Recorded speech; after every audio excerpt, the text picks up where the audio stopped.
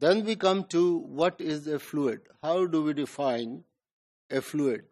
Now for that we need to recall from physics that normally the substance is categorized into three primary phases: solids, liquids, and gases, as we normally know.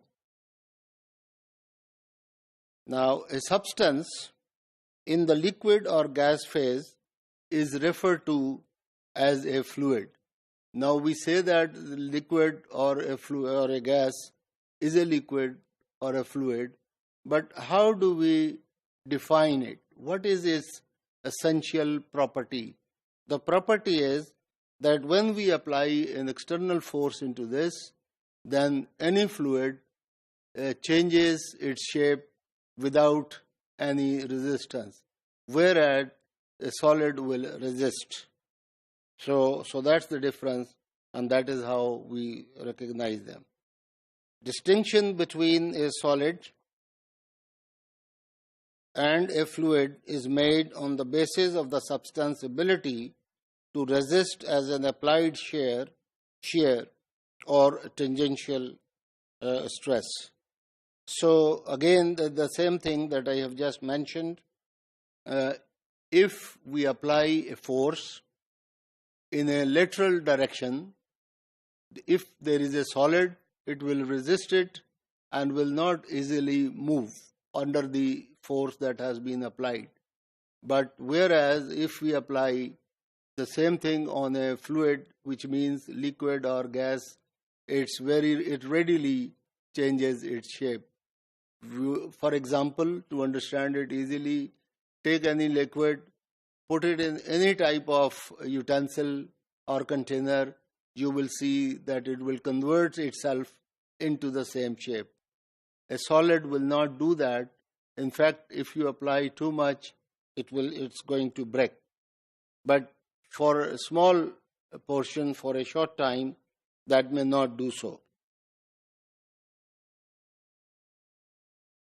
A solid can resist an applied shear stress by deforming, whereas a fluid deforms continuously. So, as I explained, that if you apply an external force on a solid, it does deform. Consider any solid. There is a Hooke's law, for example, in which if we apply a force on a wire, then it can change its length or increase its length by a small distance, and we call it as a strain, and that strain is considered to be as proportional to the applied force. But that is in case of solid, and if we apply too much force, that can tend to even break it. But when it comes to liquids or gases, then they deform continuously without providing any resistance, and it's not going to deform into another type of fluid. The influence of shear stress, we will come to different equations, formulas for these terms that I am using: shear stress or tangential stress and so on. These are all forces that we are applying. Shear stress, if we apply even in a small quantity to a liquid, it will change its shape. But if we apply it on solid, a small stress will not make any difference. But anyway, it's well known in physics, and most of you would know it already, that in solids stress is proportional to strain, but in fluids stress is proportional to stress strain. See the difference. In solids, the stress is proportional to strain, whereas in fluids it is proportional to strain rate. So this is a important difference that differentiate the two types of mass.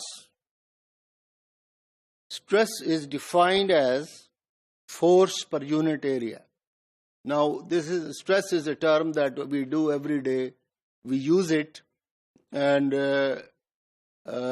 it can be, in scientific terms, we use it as a force, and of course, it's a different components that I will be elaborating on. But even you will see that even in our daily life, we say, "Oh, I am facing too much stress these days," or the other person is feeling too much stress. So this terminology is being used. But when it comes to scientific force, then it is the external force, and the force in the usual sense of the meaning, when it is applied per unit area, then it is determined by dividing the force into area upon which it acts. If the force is being applied in a perpendicular direction, we say that this is pressure. If it is applied in a tangential direction, for example, I have said it in other words, the normal component of the force acting on surface per unit area is called normal stress. The normal component, that is the component that is perpendicular to the point, to the surface upon which the stress is being applied, the force is being applied, is called stress, or the normal stress.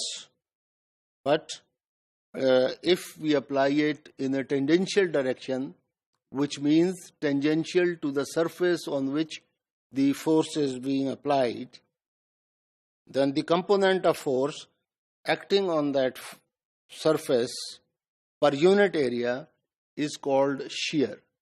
So in tangential direction, the force is called shear, but in the normal direction, it is called normal stress.